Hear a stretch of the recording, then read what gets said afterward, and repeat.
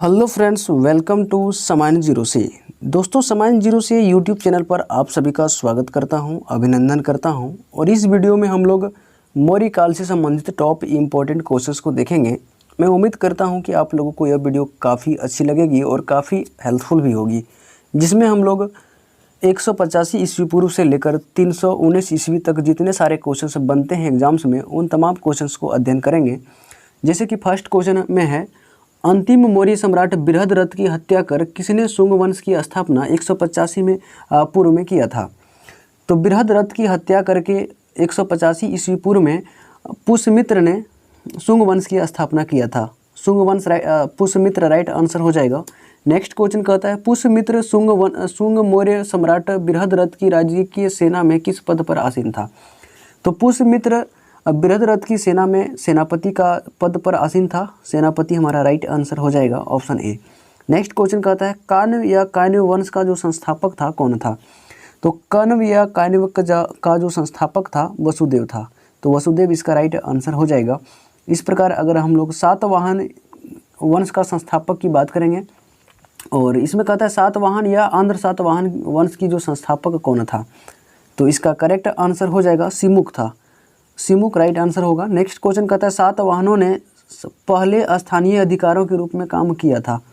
तो सातवाहनों ने पहले स्थानीय अधिकारों के रूप में जो काम किया था वह मौर्यों के अधीन किया था। बिल्कुल मौर्यों के अधीन में काम किया था। ऑप्शन बी करेक्ट आंसर हो जाएगा। नेक्स्ट कहता है, निम्नलिखित में से वह महानतम कुषाण नेता कौन था जो बौद्ध बन गया था। तो महानतम कुषाण नेता की बात कर रहा है जो बौद्ध धर्म को ग्रहण किया था, बौद्ध बन गया था। तो इसका राइट आंसर हो जाएगा कनिष्क था। बिल्कुल हमारा Kanishka option right C correct answer हो जाएगा। और यह क्वेश्चन एसएससी 2002 में पूछा भी जा चुका है। अगले क्वेश्चन नंबर 7 की बात करेंगे। कुषाण काल के दौरान मूर्ति कला की गंधार शैली निम्नलिखित में से किसका मिश्रण है। तो कुषाण काल के दौरान मूर्ति कला की गंधार जो शैली है वह किसका मिश्रण है। इसका राइट आंसर हो जाएगा भारत ग्रीक शैली का मिश्रण है। बिल्कुल भारत ग्रीक शैली का मिश्रण है। कनिष्क का राजधानी था, तो कनिष्क की राजधानी जो था वह पुरुषपुर था। बिल्कुल पुरुषपुर हमारा राइट आंसर हो जाएगा। नेक्स्ट क्वेश्चन है, पुरुषपुर निम्नलिखित में से किसका दूसरा नाम है। तो पुरुषपुर निम्नलिखित में से किसका दूसरा नाम है, यह भी क्वेश्चन पूछा जा चुका है एसएससी 2002 में। और इसका राइट आंसर हो जाएगा पेशावर का जो दूसरा नाम है वह पुरुषपुर है। बिल्कुल सी ऑप्शन राइट आंसर हो जाएगा। और इस प्रकार हम लोग क्वेश्चन नंबर 10 की बात करेंगे। और 10 नंबर में है, चरक किसके राज्य चिकित्सक थे। तो चरक किसके राज्य चिकित्सक से, ऐसा भी क्वेश्चन होता है। तो कनिष्क के दरबार में राज्य चिकित्सक जो थे वो चरक थे। तो ऑप्शन हमारा डी करेक्ट आंसर हो जाएगा। अगला है, तक्षशिला के प्रसिद्ध स्थल होने का कारण क्या था। तो तक्षशिला के प्रसिद्ध स्थल होने के जो पीछे कारण था वह था गंधार की कला। तो गंधार की कला राइट आंसर हो जाएगा। नेक्स्ट क्वेश्चन है, भारत में सर्वप्रथम स्वर्ण मुद्राएं किसने चलाई थी। तो भारत में सबसे पहले जो स्वर्ण की मुद्राएं यानी कि सोने की जो मुद्राएं चलाई थी वह इंडो बैक्टीरियन ने चलाई थी। बिल्कुल हमारा इंडो बैक्टीरियन राइट आंसर हो जाएगा। और इस प्रकार क्वेश्चन नंबर 13 की हम लोग बात करेंगे, जो कि एसएससी 2000 में पूछा गया क्वेश्चन है। इसमें कहता है, किस संग्रहालय में कुषाण कालीन मूर्तियों का संग्रह अधिक मात्रा में है। तो यहाँ पर संग्रहालय की बात हो रहा है जहाँ पर कुषाण कालीन मूर्तियों का संग्रह जो है बहुत ज़्यादा संख्या में है, यानी कि बहुत अधिक मात्रा में है। तो इसका राइट आंसर हो जाएगा मथुरा संग्रहालय में। तो मथुरा संग्रहालय का राइट आंसर हो जाएगा। अगला क्वेश्चन है, निम्नलिखित में से किसने सोने के सर्वाधिक शुद्ध सिक्के जारी किए थे। तो सोने के सर्वाधिक शुद्ध सिक्के की बात हो रही है यहाँ पर। और सोने के सबसे अधिक शुद्ध सिक्के जारी करने का श्रेय जो जाता है वह कुषाण को जाता है। बिल्कुल कुषाण राइट आंसर हो जाएगा। नेक्स्ट क्वेश्चन कहता है, सातवाहनों के समय में मुद्रा सर्वाधिक किस धातु के बने थे। तो सातवाहनों के समय में मुद्रा सर्वाधिक जो बने थे वह शीशे के बने थे। बिल्कुल हमारा सातवाहन के समय जो मुद्रा थे वह शीशे के थे। ऑप्शन ए करेक्ट आंसर हो जाएगा। अगला क्वेश्चन कहता है, निम्नलिखित में से कनिष्क के समकालीन कौन था। तो कनिष्क के समकालीन जो था उसका चर्चा करना है। तो नागार्जुन, अश्वघोष और वासुमित्र जो थे वह कनिष्क के समकालीन थे, उसी जो है समय के ईसभ्य थे। अगला क्वेश्चन नंबर 17 की बात करेंगे। कहता है, किस वंश के शासकों ने ब्राह्मणों एवं बौद्ध भिक्षुओं को कर मुक्त भूमि या गांव देने की प्रथा प्रारंभ की थी। तो यहाँ पर बात हो रही है कि कर मुक्त भूमि यानी कि बिना टैक्स का भूमि और गांव देने का जो प्रथा था वह किस वंश के शासकों ने शुरू किया था। तो इसका करेक्ट आंसर हो जाएगा सातवाहन के शासकों ने, बिल्कुल सातवाहन के शासक राइट आंसर हो जाएगा। भारतीय रंगमंच में यवनिका यानी कि पर्दा का शुभारंभ किसने किया। तो पर्दा का जो शुभारंभ है वह भारतीय रंगमंच में सबसे पहले किसने किया था। तो इसका राइट आंसर हो जाएगा यूनानियों ने किया था, बिल्कुल यूनानियों ने किया था। यह क्वेश्चन एसएससी में पूछ भी लिया गया है। भारतीयों के महान रेशम मार्ग किसने प्रारंभ किया था, कराया था। बिल्कुल भारतीयों के महान रेशम मार्ग जो है सिल्क रूट किसने आरंभ किया था, कराया था। तो इसका राइट आंसर हो जाएगा कनिष्क ने करवाया था। निम्नलिखित में से किसने बड़े पैमाने पर स्वर्ण मुद्राएं यानी कि सोने की मुहर जो है चलाई थी। तो सोने की मुहर सबसे बड़े पैमाने पर चलाने का जो श्रेय जाता है वह कुषाण शासकों पर जाता है, बिल्कुल कुषाण शासकों राइट आंसर हो जाएगा। नेक्स्ट है चरक और नागार्जुन किसके दरबार में शोभा थे। तो चरक और नागार्जुन जो थे कनिष्क के दरबार में क्या थे, शोभा थे, चिकित्सक थे, बिल्कुल। नेक्स्ट क्वेश्चन की बात करेंगे और क्वेश्चन नंबर 22 जो कि आरआरबी और जेपीएससी जैसे एग्जाम्स में यह क्वेश्चन पूछा भी जा चुका है। इसमें कहता है शक संवत का प्रारंभ किस सम्राट के शासनकाल में 78 ईस्वी से हुआ था। तो शक संवत का जो प्रारंभ हुआ था 78 ईस्वी से हुआ था, लेकिन उस समय जो किसका शासनकाल था यानी कि सम्राट कौन था। तो इसका करेक्ट आंसर हो जाएगा कनिष्क के शासनकाल में, बिल्कुल। नेक्स्ट क्वेश्चन कहता है तक्षशिला विश्वविद्यालय स्थित है। तो तक्षशिला विश्वविद्यालय स्थित है वर्तमान समय के पाकिस्तान में। पहले भारत में हुआ करता था लेकिन विभाजन के बाद यह पाकिस्तान का हिस्सा बन गया है। नेक्स्ट है भारतीय काल में कलिंग का महान शासक कौन था। तो प्राचीन काल में कलिंग का जो महान शासक हुआ करता था वह खारवेल हुआ करता था, बिल्कुल Kharavela, option C correct answer होगा। नेक्स्ट है कुषाण काल में सबसे अधिक विकास किस क्षेत्र में हुआ था। तो कुषाण काल में सबसे अधिक विकास की अगर बात करें तो वस्तुकला में हुआ था, बिल्कुल वस्तुकला राइट आंसर हो जाएगा। नेक्स्ट क्वेश्चन और क्वेश्चन नंबर 26 की हम लोग बात करेंगे जो कि बहुत ही इंपॉर्टेंट क्वेश्चन है। इसमें कहता है सातवाहनों ने आरंभिक दिनों में अपना शासन कहाँ शुरू किया। तो सातवाहनों ने सबसे पहले शुरुआती तौर पर जो अपना शासन शुरू किया था वह आंध्रा में शुरू किया था, बिल्कुल आंध्र राइट आंसर हो जाएगा। नेक्स्ट क्वेश्चन कहता है सातवाहन राज्य की राजधानी कहाँ थी। तो सातवाहन राज्य की जो राजधानी थी वह पैठन या प्रतिष्ठान थी, बिल्कुल पैठन या प्रतिष्ठान राइट आंसर हो जाएगा, ऑप्शन बी। नेक्स्ट क्वेश्चन कहता है निम्नलिखित में से कौन सा अभिलेख कलिंग नरेश खारवेल से संबंधित है। तो यहाँ अभिलेख की बात हो रहा है जो कि खारवेल, कलिंग का जो नरेश था वह खारवेल से संबंधित है। तो इनमें से कौन सा अभिलेख था। तो इसका राइट आंसर हो जाएगा हाथी गुफा अभिलेख जो है वह खारवेल से संबंधित है। नेक्स्ट क्वेश्चन कहता है किस सातवाहन नरेश ने गथा सप्तासी नामक महत्वपूर्ण कृति की रचना किया है। तो गथा सप्तशती नामक जो कृति है उस कृति का रचना किसने किया है। तो इसका करेक्ट आंसर हो जाएगा हाल ने किया है, बिल्कुल हाल हमारा option number C correct answer हो जाएगा। इस प्रकार क्वेश्चन नंबर 30 की बात करेंगे और क्वेश्चन नंबर 30 बेहद आसान क्वेश्चन है। सातवाहन शासकों की राजकीय भाषा क्या थी। तो सातवाहन शासकों की राजकीय भाषा की बात करेंगे हम तो प्राकृत भाषा था। तो प्राकृत ऑप्शन बी करेक्ट आंसर हो जाएगा। अगला कहता है निम्नलिखित राजवंशों पर विचार कीजिए। तो निम्नलिखित राजवंशों पर विचार करके जो है क्रूट के माध्यम से इसका उत्तर देना है। कहता है इन राजवंशों का सही कालक्रम क्या है। तो सही कालक्रम के अनुसार इसे सुव्यवस्थित करना है। तो सबसे पहले अगर हम बात करेंगे तो सुगवंश था, जो कि सुगवंश हमारा 3 नंबर से शुरू होगा और 3 इसमें फर्स्ट में 3 किसका ऑप्शन है। तो ऑप्शन हमारा डी। इस प्रकार ऑप्शन डी इसका करेक्ट हम कर सकते हैं। पहले सुगवंश था, उसके बाद सातवाहन था, उसके बाद गुप्त था और उसके बाद चोल था। जी हाँ, तो हमारा ऑप्शन इस प्रकार देख सकते हैं कि ऑप्शन हमारा डी करेक्ट आंसर हो जाएगा। नेक्स्ट क्वेश्चन कहता है मौर्य साम्राज्य के ध्वंस के पश्चात कई आक्रमणों की श्रृंखला सही रही। भारत पर सबसे पहले आक्रमण निम्नलिखित में से किसने किया था। तो भारत पर सबसे पहले आक्रमण जो किया था वह बैक्ट्रियन ग्रीक ने किया था। बैक्ट्रियन या ग्रीक राइट आंसर हो जाएगा। नेक्स्ट क्वेश्चन कहता है सूची 1 को सूची 2 के साथ सुमिलित कीजिए तथा सूचियों के नीचे दिए गए क्रूट का प्रयोग करते हुए सही उत्तर चुनिए। तो यहाँ पर हमें 2 सूची दिया गया है, एक तरफ शासक दिया गया है और दूसरी तरफ उपाधि दिया गया है और इसके माध्यम से हमें क्रूट के माध्यम से इसका उत्तर देना है। तो अगर क्रूट के माध्यम से हम इसका उत्तर देना चाहें तो हमारा इस प्रकार ऑप्शन डी करेक्ट आंसर हो जाएगा। 5, 4, 2 और 3, ठीक है। नेक्स्ट क्वेश्चन कहता है विक्रम संवत कब से प्रारंभ हुआ। तो विक्रम संवत प्रारंभ जो हुआ था वह 58 ईस्वी पूर्व में हुआ था। तो 58 ईस्वी पूर्व राइट आंसर हो जाएगा। नेक्स्ट क्वेश्चन और अगला क्वेश्चन कहता है सूची 1 को सूची 2 के साथ सुमिलित कीजिए, और इसमें जो क्रूट दिया गया है और क्रूट के माध्यम से इसका भी उत्तर हमें देना है। तो एक तरफ दिया है संवत्सर और एक तरफ दिया है किस समय से गणना।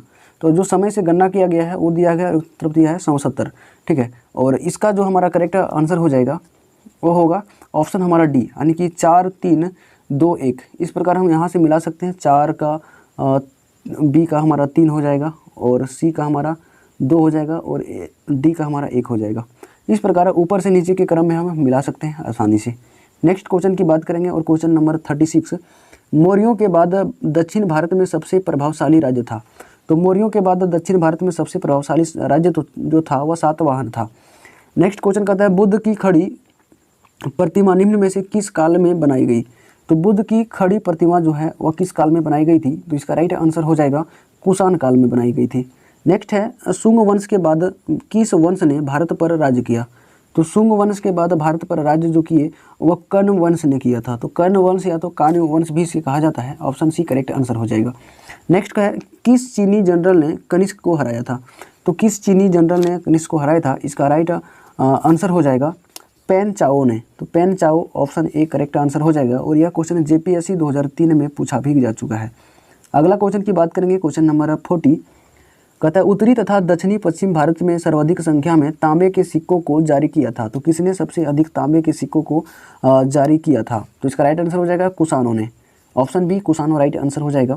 कहता है कथन ए कुषाण फारस की खाड़ी और लाल सागर से होकर व्यापार करते थे, और दूसरा में कहता है कारण दिया गया आर उसकी सुसंगठित नौसेना उच्च कोटि की थी, और इसको हमें क्रूट के माध्यम से इसका जो है उत्तर देना है। तो इसका राइट आंसर हो जाएगा ए सही है किंतु आर गलत है। इसकी जो सुसंगठित से नौसेना है उच्च कोटि की नहीं थी, जिसके कारण इसे हार भी माननी पड़ी थी। तो हमारा सी करेक्ट आंसर हो जाएगा। एक सही है बिल्कुल, लेकिन 2 आर जो है हमारा गलत है। नेक्स्ट क्वेश्चन कहता है क्वेश्चन नंबर 42 जो कि RAS यानी RTS में पूछा जा चुका है, जो कला शैली भारतीय और ग्रीक यूनानी शैली का सम्मिश्रण है उसे क्या कहते हैं।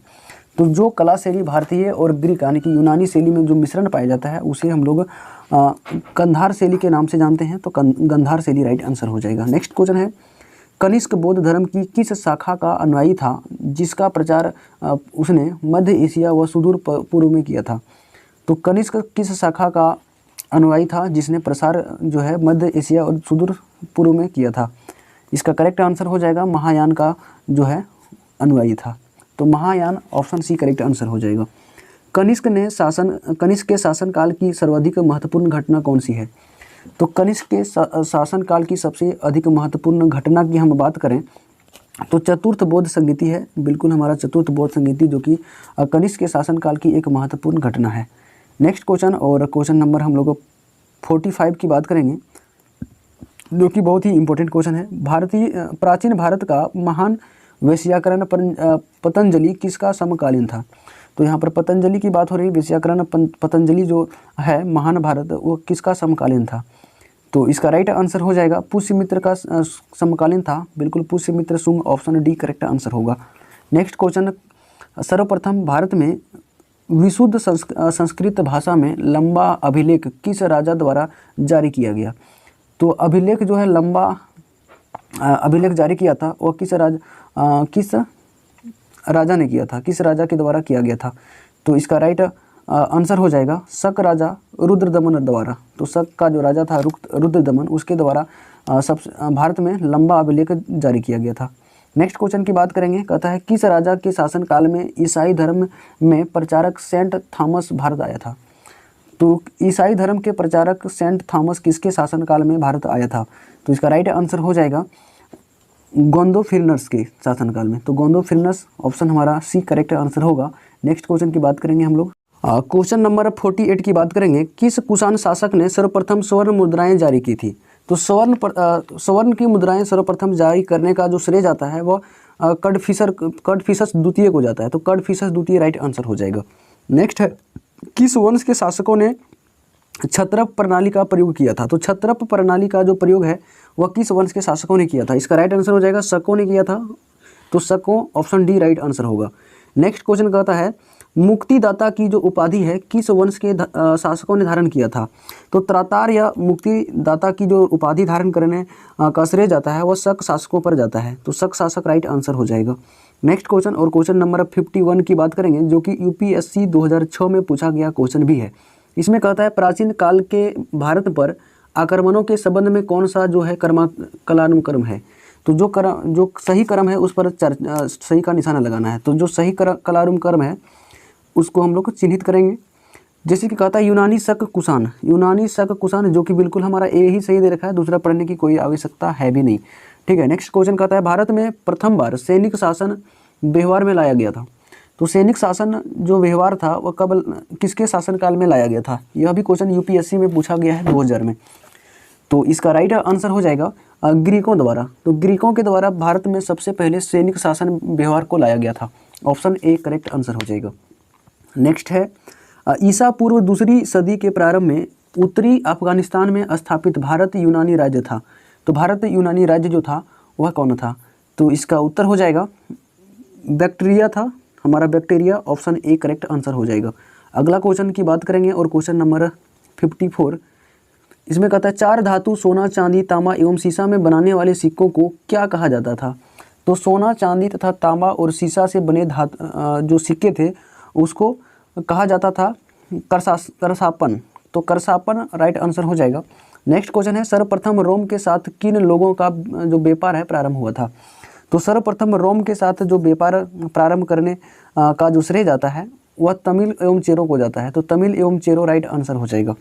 नेक्स्ट क्वेश्चन है मरणोत्तरकालीन प्रमुख बंदरगाहों में कौन सा असत्य है? तो मरणोत्तरकालीन प्रमुख बंदरगाहों में जो असत्य है उस पर चर्चा करना है। इसमें जो कोचीन का बंदरगाह था वह जो है मरणोत्तरकालीन प्रमुख बंदरगाह नहीं था। बिल्कुल हमारा डी राइट आंसर हो जाएगा। इस प्रकार नेक्स्ट क्वेश्चन की बात करेंगे हम लोग। और अगला क्वेश्चन कहता है निम्नलिखित में से किस स्थान को पेरिप्लस ऑफ द इरिथियन सी में पोडुके नाम से संबोधित किया गया था? तो किसको किया गया था? इसका राइट आंसर हो जाएगा अमिका मेडू को। तो अरिका मेडू राइट आंसर हो जाएगा। Option number B. मौर्य उत्तर काल में किसने भारत में हिंदू यूनानी राज्य की स्थापना की थी? तो मौर्य उत्तर काल में भारत में हिंदू यूनानी राज्य की स्थापना करने का जो श्रेय जाता है वह डेमेस्ट्रियल को जाता है। डेमेस्ट्रियस राइट आंसर हो जाएगा। नेक्स्ट क्वेश्चन और अगला क्वेश्चन की बात करेंगे हम लोग, जो कि क्वेश्चन नंबर 59 है। निम्नलिखित में से किसने अपने जीवन के उत्तरार्ध में अपने पुत्र के हाथों में राज्य सत्ता सौंपकर विरोधी भिक्षु हो गया? तो बौद्ध धर्म की भिक्षु हो गया। यह किसने किया था? जो कि अपने राज्य के अपने पुत्र के हाथों में सौंपकर। तो इसका राइट आंसर हो जाएगा मिनाडर। हमारा ऑप्शन सी करेक्ट आंसर हो जाएगा। मिनाडर ने अपने राज्य की सत्ता जो है अपने पुत्र के हाथों में सौंपकर जो है बुद्ध का भिक्षु बन गया था। नेक्स्ट क्वेश्चन की बात करेंगे। कुषाणों का संबंध था। तो कुषाणों का संबंध किससे था? तो चीन के यूची जनजाति से था। तो चीन के यूची जनजाति राइट आंसर हो जाएगा। निम्नलिखित में से कौन सा कनिष्क के बौद्ध होने के लिए उत्तरदायी था? तो निम्नलिखित में कौन कनिष्क के बौद्ध होने का उत्तरदायी था? इसका राइट आंसर हो जाएगा अश्वघोष। ऑप्शन बी करेक्ट आंसर होगा अश्वघोष। नेक्स्ट क्वेश्चन की बात करेंगे और इसमें सूची 1 को सूची 2 के साथ सुमेलित करना है। सूची 1 है और सूची 2 दिया गया है। इसका सही से हम लोग को सुमेलित करना है और सही से सुमेलित करेंगे। इंडो ग्रीक जो थे हिंदी अवन थे, बिल्कुल इंडो ग्रीक हिंदी अवन। नेक्स्ट क्वेश्चन शक सिथियन, बिल्कुल शक सिथियन। पार्थव बहलव, बिल्कुल पहलव, पार्थर पहलव। हमारा ए बी सी 1 2 3 हमारा ऑप्शन ए करेक्ट आंसर हो जाएगा। नेक्स्ट क्वेश्चन की बात करेंगे। सूची 1 को सूची 2 से सुमेलित कीजिए। सूची 1 में राज्य दिए गए हैं जबकि सूची 2 में उसकी राजधानी दिया गया है। तो सूची 1 के साथ सूची 2 को हमें सुमेलित करना है। तो एक है शुंग वंश और शुंग वंश की राजधानी कहाँ पर थी? तो विदिशा था। बिल्कुल मिला हुआ है। शुंग वंश की राजधानी विदिशा था। चेदी वंश की जो राजधानी है कलिंग था, बिल्कुल था। सातवाहन की राजधानी प्रतिष्ठान यानी कि पैठन था, बिल्कुल था। और कुषाण की राजधानी कहाँ पर था? तो पेशावर था, बिल्कुल था। अर्थात हमारा 1 2 3 4 ऑप्शन हमारा ए सही हो जाएगा।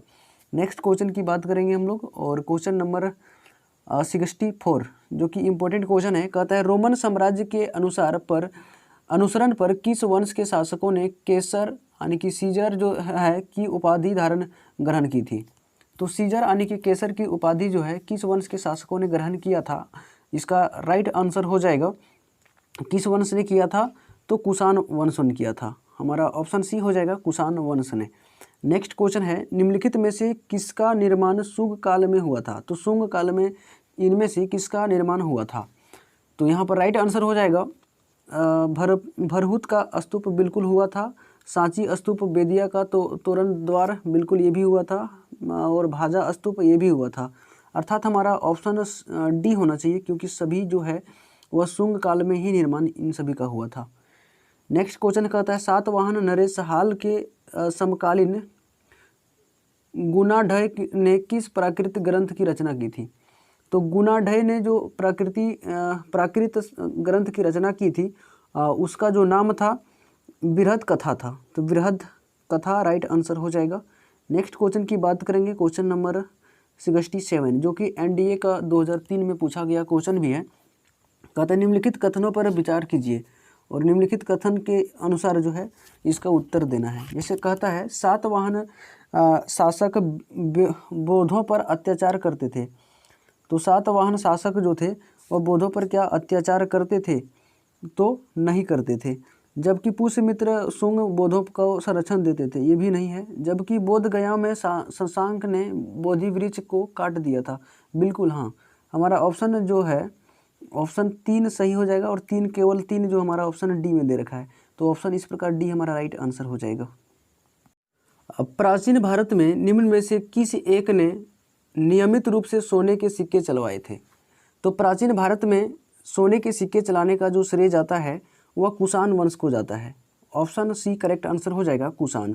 नेक्स्ट क्वेश्चन की बात करेंगे, कलिंग नरेश खारवेल किस वंश से संबंधित था? तो कलिंग नरेश खारवेल जो संबंधित था वह चेदी वंश से संबंधित था। तो चेदी वंश राइट आंसर हो जाएगा। नेक्स्ट क्वेश्चन कहता है, निम्नलिखित में से किस अभिलेख में चंद्रगुप्त मौर्य और अशोक दोनों का उल्लेख किया गया है? तो चंद्रगुप्त मौर्य और अशोक दोनों का जो उल्लेख किया गया है वह महाक्षपत्र यानी कि रुद्रदमन का जूनागढ़ अभिलेख में किया गया है। तो जूनागढ़ अभिलेख हमारा ऑप्शन बी करेक्ट आंसर हो जाएगा, जिसमें चंद्रगुप्त मौर्य और अशोक दोनों का उल्लेख मिलता है। अगला क्वेश्चन की बात करेंगे, और यह अंतिम क्वेश्चन हम लोग कह सकते हैं, जो कि यूपीएससी 2012 में पूछा गया क्वेश्चन है। कहता है, प्राचीन भारत में देश की अर्थव्यवस्था में अत्यंत महत्वपूर्ण भूमिका निभाने वाली श्रेणी संगठन के संदर्भ में निम्नलिखित में से कौन सा कथन सही है? जो कथन सही है उस पर चर्चा करना है। तो इसमें सही कथन को चुनना है।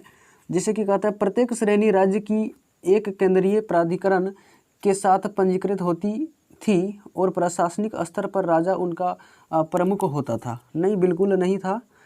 नेक्स्ट कहता है, श्रेणी ही वेतन काम करने के नियमों, मानकों और कीमतों को सुनिश्चित करती थी। बिल्कुल करती थी। अगला है, श्रेणी का अपने सदस्यों पर न्यायिक अधिकार होता था। बिल्कुल होता था। तो हमारा 2 और 3 ऑप्शन सही है, केवल 2 और 3 हमारा ऑप्शन सी करेक्ट आंसर हो जाएगा।